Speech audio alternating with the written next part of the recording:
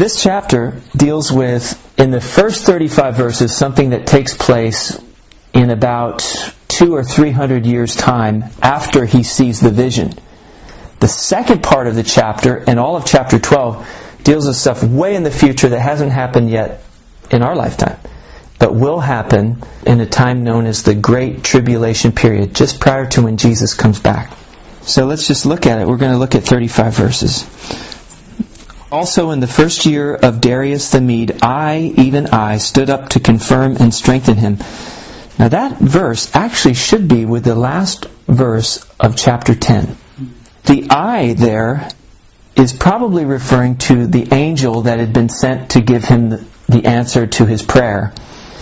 And he was confirming and strengthening, it says at the end of chapter 10, Michael, the archangel, who had come to fight this demon that was kind of holding up the answer to the prayer. And so these two angels are gathered together. They're fighting against this demon. And now we get into the answer. It says, Now I will tell you the truth. Behold, 3 more kings will arise in Persia, and the 4th shall be far richer than them all. By his strength, through his riches, he shall stir up all against the realm of Greece. Now the 4th king, this king is known as Xerxes, or Ahasuerus. And that king was married to Queen Esther, and it's written about in the book of Esther. He was a very wealthy, very famous for his wealth. He's a very wealthy king. And so he was the 4th king of the Persian Empire, and he actually stirred up the kingdom of Greece against him, so they began to fight. It says in verse 3, Then a mighty king shall arise who shall rule with great dominion and do according to his will. And when he has arisen, his kingdom shall be broken up and divided toward the 4 winds of heaven, but not among his posterity, nor according to his dominion with which he ruled. For his kingdom shall be uprooted even for others besides these. Now this mighty king was the king of Greece who came on the scene. He was the greatest king that ever ruled in Greece. Do you know his name? Alexander the Great. Do you remember what he did worldwide, what he tried to do? Well, conquer the whole known world to India and... Yes. And died at 32. Yeah. Leaving to his 4 generals. 4 generals. Exactly. So he was a tremendous king, and he conquered the world with tremendous speed.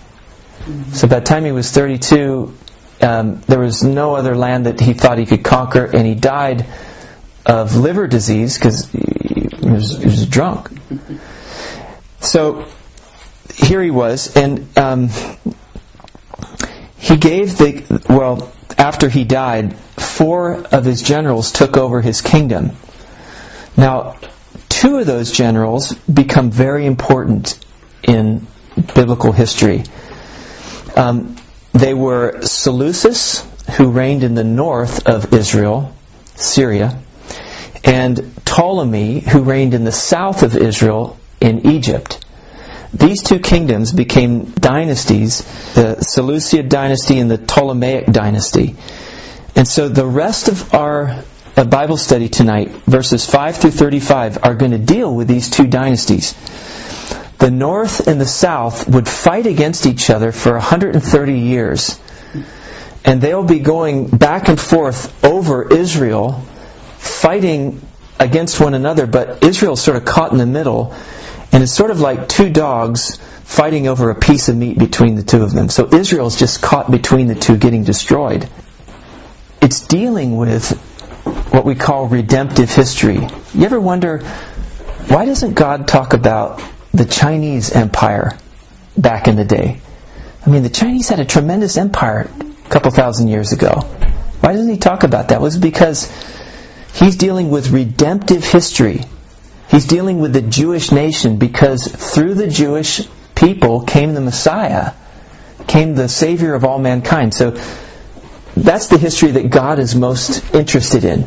So he's concerned with the nations that had sway over Israel. And so these two empires, were fighting against each other, but Israel was caught in the middle. Look in verse 5. Also the king of the south shall become strong, as well as one of his princes, and he shall gain power over him and have dominion. His dominion shall be a great dominion. And at the end of some years they shall join forces, for the daughter of the king of the south shall go to the king of the north to make an agreement. But she shall not retain the power of her authority, and neither he nor his authority shall stand. But she shall be given up with those who bought her, and with him who begot her, and with him who strengthened her in those times. Now I find that this is really confusing. 5 through 35, it's just extremely complicated. So I'm really going to sum up a lot of this and just sort of skim over it. But what he's talking about here in these two verses is a marriage scheme where this happened all through ancient history, all the way up to sort of the present time. Queen Victoria was one who gave away 9 of her children to be married into the royal families all over Europe. And so you could say that Queen Victoria ruled Europe through her children. This was a common practice back in the day. What we see here is a king who gave away his daughter so that his daughter could rule her hubby for this king. Here's how it worked. Ptolemy the second, he was a southern king. He gave his daughter Berenice to Antiochus II, who was a northern king. He wanted to rule this northern king through his daughter Berenice.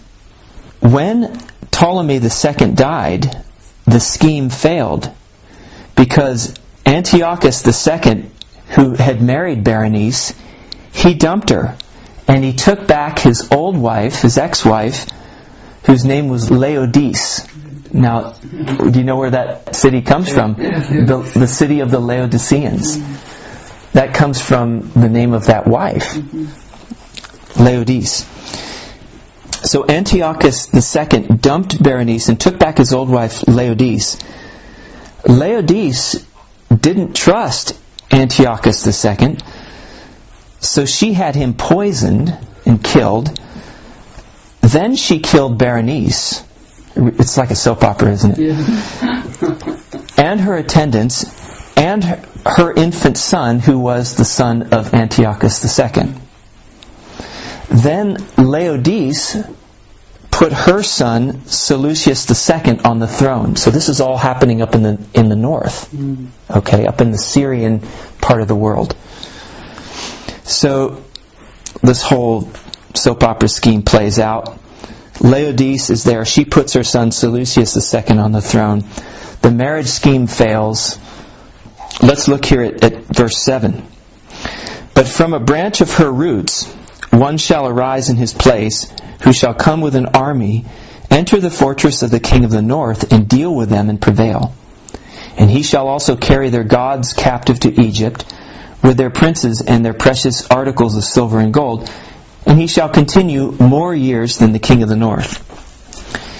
So Berenice's brother, this one that was executed, his name was Ptolemy III. He's in the south, down in Egypt. He avenged her murder by invading the north, the Syrians, the Seleucids. And then he carried away the gods of the north back to Egypt with their princes and their precious articles. And it says here at the end of verse 8, he shall continue more years than the king of the north.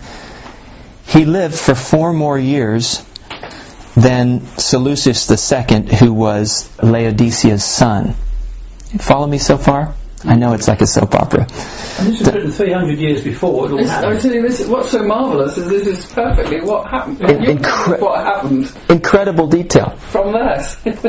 And this is why modern day liberal scholars will late date this. They'll say, couldn't have been a prophecy, it was actually written as history. It was written after the fact, and they just kind of put it in there as if it were some kind of prophecy, but there's no way.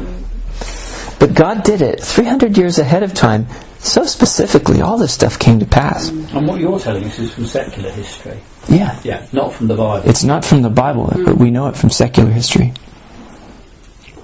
In verse 9, also the king of the north shall come to the kingdom of the south, kingdom of the king of the south, but shall return to his own land. So remember, the kingdom of the south is that dynasty of the Ptolemies. However, his sons shall stir up strife and assemble a multitude of great forces, and one shall certainly come and overwhelm and pass through. Then he shall return to his fortress and stir up strife. So, the north then strikes back. The two sons of Seleucus II in the north, Seleucus III and Antiochus III, came to power successively. Antiochus III took back Israel from the kingdom of the south. So you see here how Israel's caught between these two dynasties and is just getting pulled in sort of a tug-of-war between the two. So now at this point, the north reclaims Israel from the south. Verse 11. And the king of the south shall be moved with rage, and go out and fight with him, with the king of the north, who shall muster a great multitude, but the multitude shall be given into the hand of his enemy. When he has taken away the multitude, his heart will be lifted up, and he will cast down tens of thousands, but he will not prevail. So now the south counterattacks. Ptolemy the fourth from the south defeated Antiochus III in the battle called Rapha, and had to give back Israel to the south. So again, there's a changing of hands. Israel comes under the dominion of the rulers of the south. Verse 13.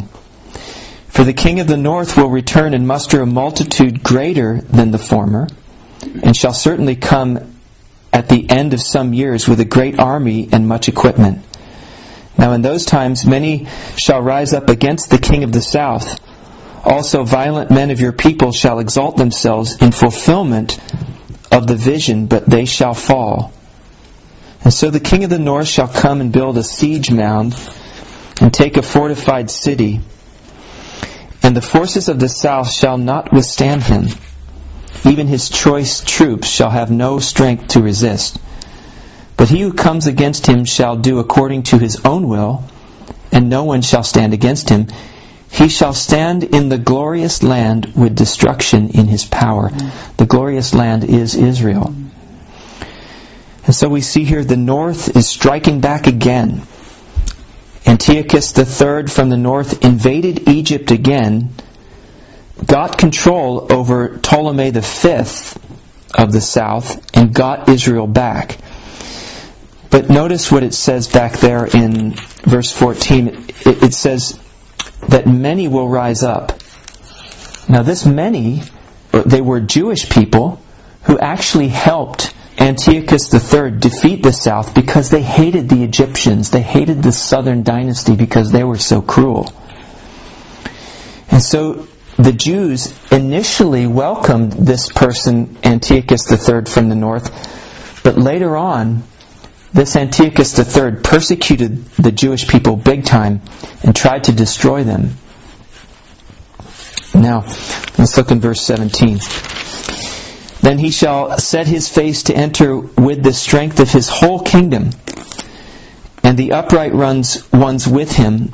Thus shall he do, and he shall give him the daughter of women to destroy it, but she shall not stand with him or be for him. Now here again we see another marriage scheme. The northern king, Antiochus III, gave his daughter Cleopatra, not the famous one, Liz Taylor fame. This king of the north gave his daughter Cleopatra to Ptolemy V of the south to control him, but she actually sided with her own husband against her father, and so the scheme failed. So that's what we're seeing here in verse 17. And again, all this played out in secular history to the T. Amazing. 300 years ahead of time, God spells it out. Verse 18.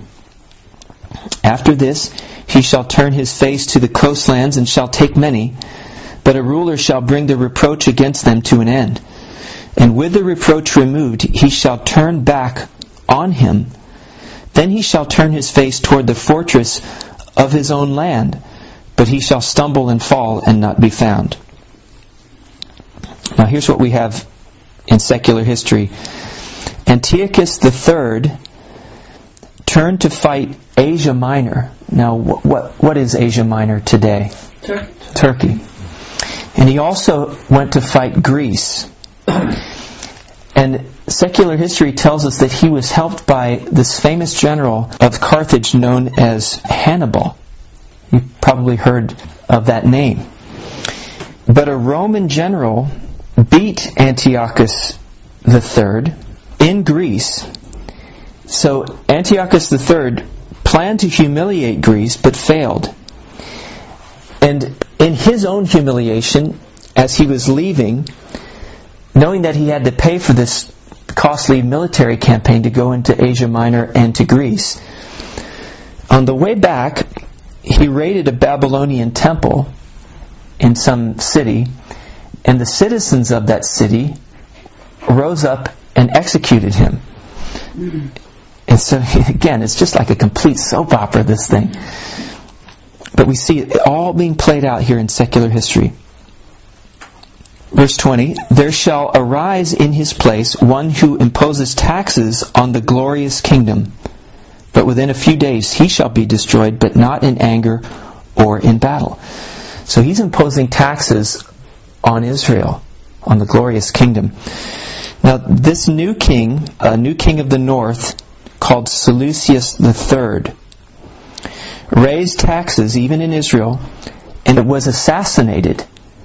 Now they're not sure who did this, but they think it was his brother, who became known as Antiochus IV or Antiochus Epiphanes, who becomes very famous, and we're going to deal with him, well, in just a couple verses here. And in his place shall arise a vile person, to whom they will not give the honor of royalty, but he shall come in peaceably and seize the kingdom by intrigue. Now this is known as Antiochus Epiphanes, Antiochus IV. Epiphanes means illustrious or God revealed to men. Now think of the pride of naming yourself Epiphanes. I'm Antiochus IV. I'm not just Antiochus IV. I'm Antiochus Epiphanes. I'm the illustrious one. I'm God revealed to men. Now, does that remind you of anyone in history? You remember in Isaiah chapter 14 and Ezekiel chapter 28? Lucifer. I will be like the Most High. He had this pride in him. That's what got him kicked out of heaven. That's what made Lucifer actually become the devil, was that pride. And he tries to induce that pride into leaders all throughout history, into people. And so you see here Antiochus calling himself Epiphanes, illustrious. Now it's interesting that the Jews didn't call him Epiphanes. They called him Epimanes, which means madman. They hated him, and for good reason. We'll see what he does. Verse 22. With the force of a flood, they shall be swept away from before him and be broken, and also the prince of the covenant. Now, the prince of the covenant probably refers here to the leader of the Jewish people. When they went back to rebuild their temple and later on their wall, this prince, this leader of the Jews, would have been swept away by this Antiochus Epiphanes, because Antiochus Epiphanes wanted to Hellenize or make Greek culture the law in Israel. And this is what really upset the Jewish people. And after the league is made with him, he shall act deceitfully, for he shall come up and become strong with a small number of people. He shall enter peaceably, even into the richest places of the province, and he shall do what his fathers have not done, nor his forefathers. He shall disperse among them the plunder, spoil, and riches, and he shall devise his plans against the strongholds, but only for a time. He shall stir up his power and his courage against the king of the south with a great army, and the king of the south shall be stirred up to battle with a very great and mighty army, but he shall not stand, for they shall devise plans against him. Yes, those who eat of the portions of his delicacies shall destroy him. His army shall be swept away, and many shall fall down slain. Both these kings' hearts shall be bent on evil. They shall speak lies at the same table, but it shall not prosper, for the end will still be at the appointed time. Okay. So, Antiochus Epiphanes tried to attack the south, that is the Ptolemaic Empire down there in Egypt. But the south defeated him, and secular history tells us that it was with the help of the Roman navy. And what happened there was the Roman commander of their navy took Antiochus Epiphanes and drew a circle around him in the dirt and said, "You cannot leave this circle until you agree to pay taxes to the Roman Empire." So in other words, we rule you. We're in charge now over you. And so he left completely humiliated. Remember where he is. He's down south. He's just been defeated down there. So he has to go back through Israel. And he's on his way back, he's completely ticked off. Watch what happens. While returning to his land with great riches, his heart shall be moved against the holy covenant, and so he shall do damage and return to his own land. At the appointed time he shall return and go toward the south, but it shall not be like the former or the latter. For ships from Cyprus shall come against him, therefore he shall be grieved and return in rage against the holy covenant and do damage. And so he shall return and show regard for those who forsake the holy covenant. And forces shall be mustered by him, and they shall defile the sanctuary fortress.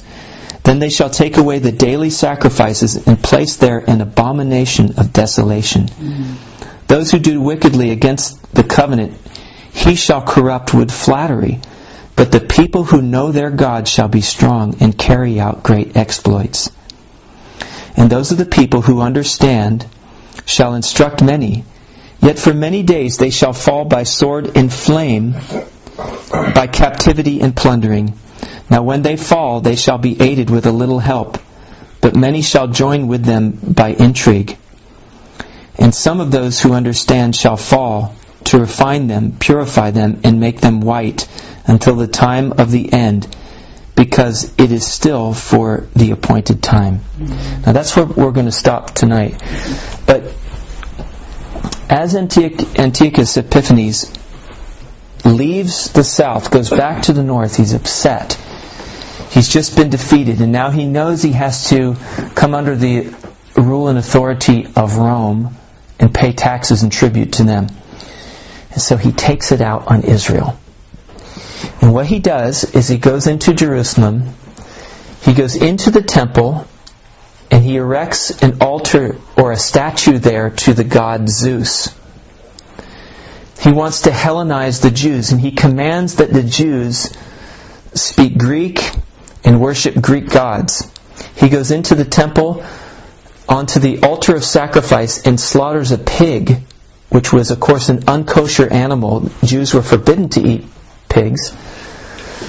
And he spreads the blood of that pig all over the temple, which defiled the temple, and is what is called here the abomination of desolation.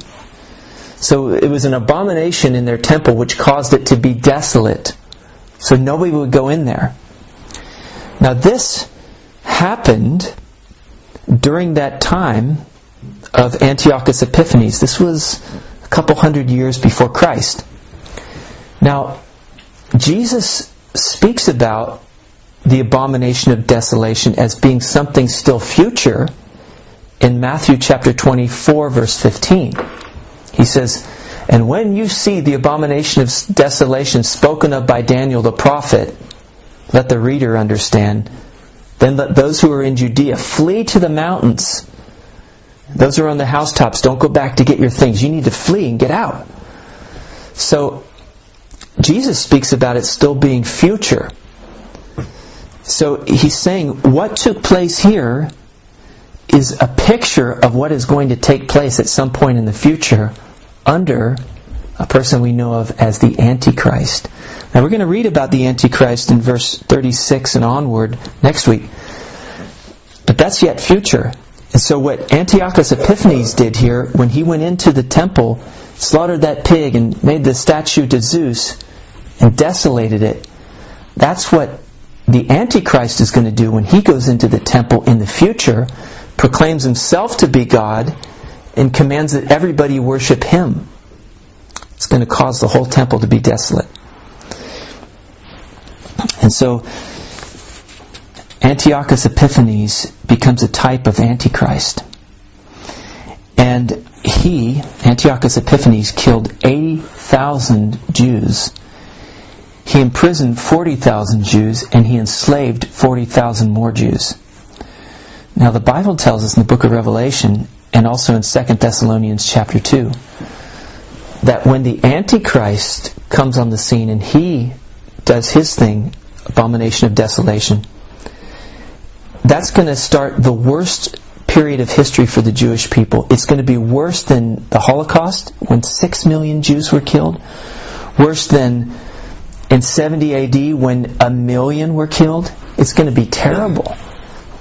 And so that is going to be the worst period of history for the Jewish people. But because of that, they are eventually going to call out to God to save them. They're going to call out to Jesus Christ to come back and save them. And He will come and He'll save the nation. But notice one more thing.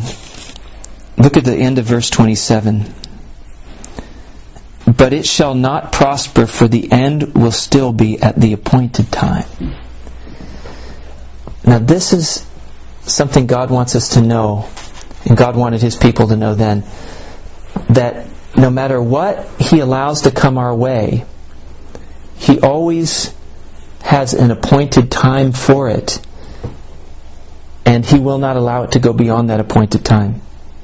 It's like He does this with the devil. He says, okay, devil, I'm going to allow you to do something, but you only can do it as long as I allow you to do it.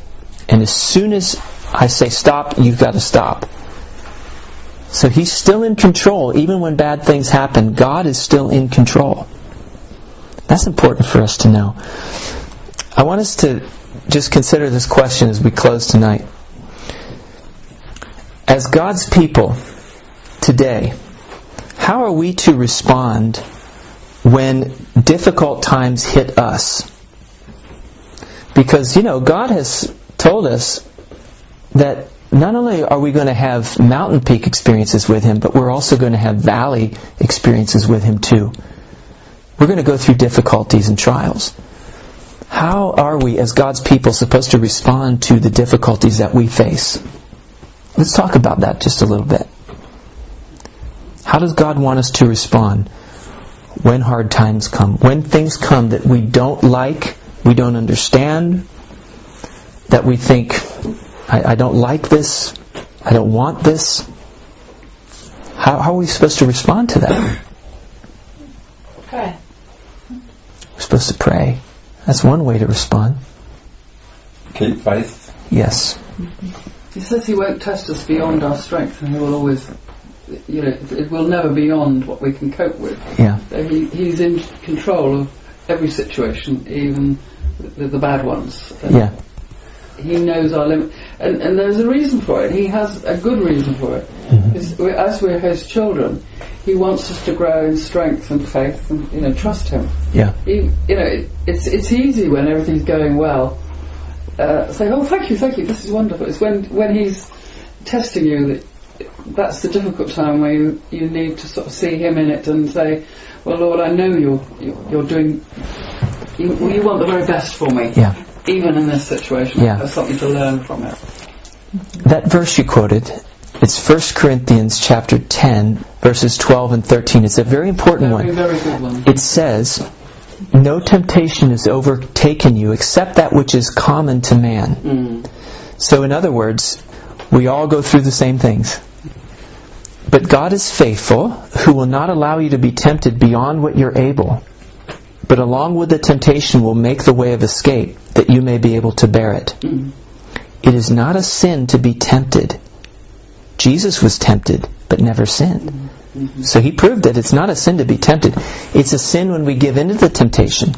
So when the devil comes to tempt us, or when he brings a trial, and along with that, on the heels of it, a temptation, that's not sin. And God will always provide a way out of that temptation if we'll take it.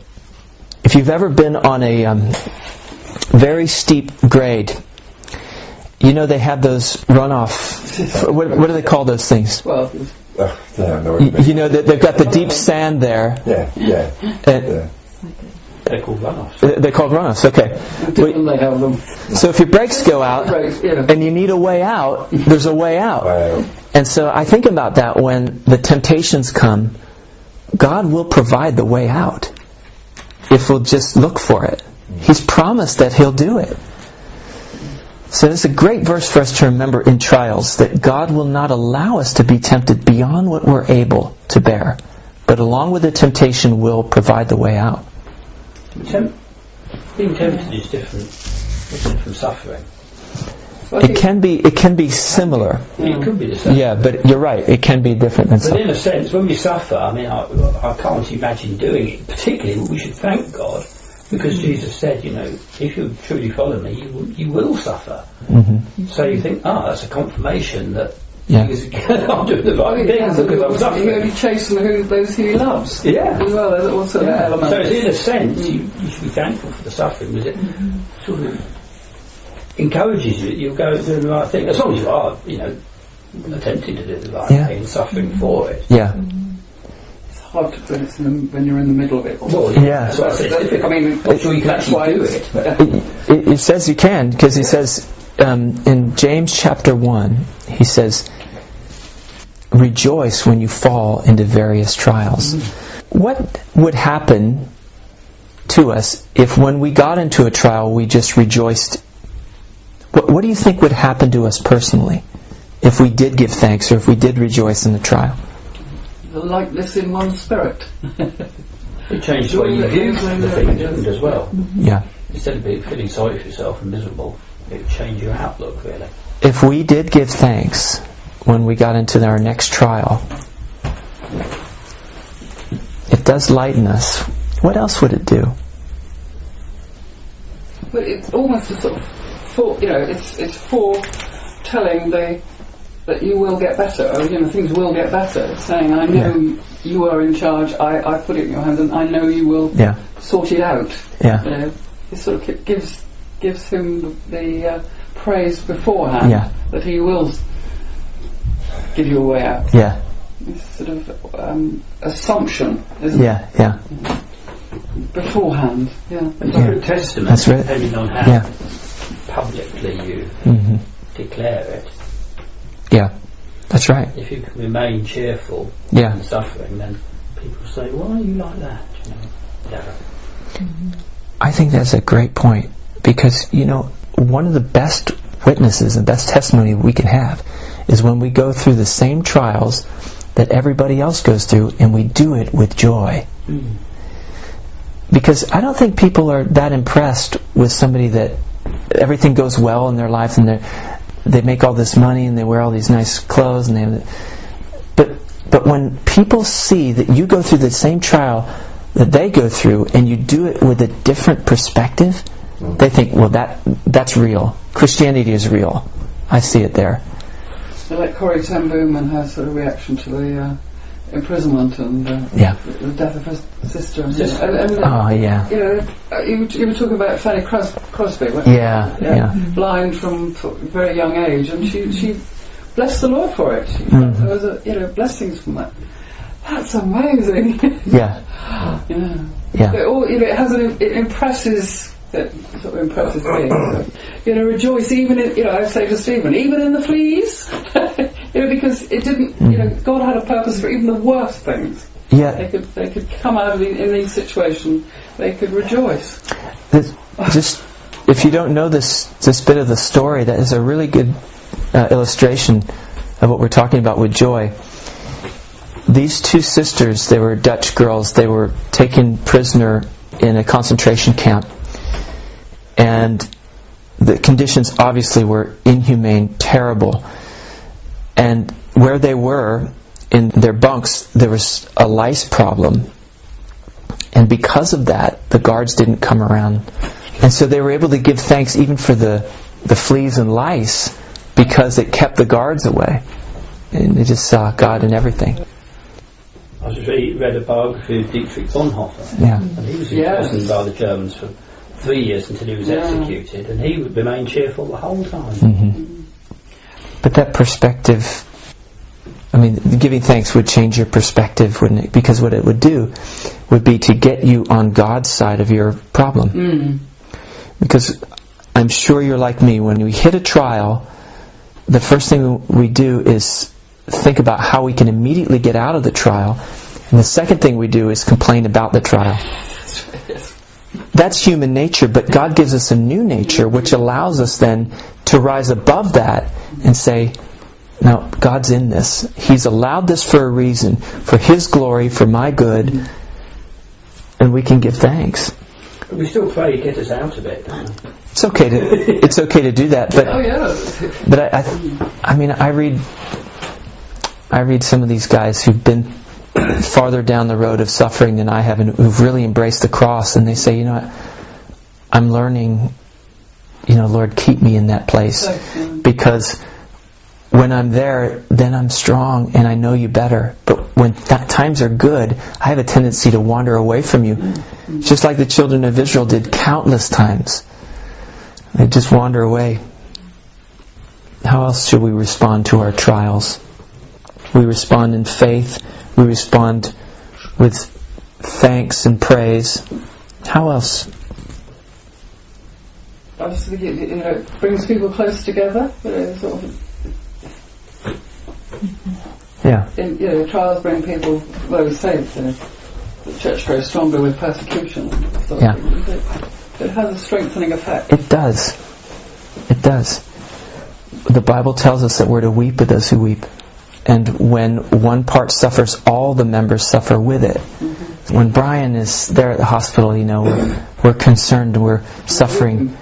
Yeah, and so, and with Liz, so it should bind us together even more closely. So I put down here love, and I think that's really what God does, is help us to respond in love when we get into trials. There's one other thing I wrote down. I think someone mentioned it earlier, but it was patience. That's fine. We respond with patience when we get into trial, knowing that the testing of, the Bible tells us this in James 1, the testing of our faith produces patient endurance. But let patience have its perfect work, that we may be complete, lacking nothing. We need to let it have its perfect work. So Lord, I know you've got a purpose for this trial. Lord, you know that in my heart I want it to be over with now, but Lord, let patience have its perfect work. You're doing it for a reason. And it'll end at the appointed time. Let me just pray. Father, thank you for our time in the Word, and we collectively as a group want to thank you that you're in control. Nothing takes you by surprise. And you know the end from the beginning. You know every single day that you have ordained for us. You know every trial, every mountain peak, every valley. You know how to raise us as a good father. You know the things that cause us to rejoice, and you know the things that cause us to weep. And it causes us, Lord, to trust you even more, because we know that you're a perfect Father. You know how to make us into the people you want us to be. And you do everything from a loving heart. Nothing is done out of cruelty.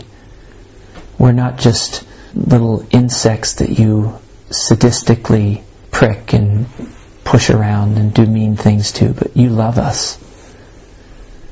We just entrust our lives to you. We trust our souls and our future to you, Lord. In Jesus' name, amen.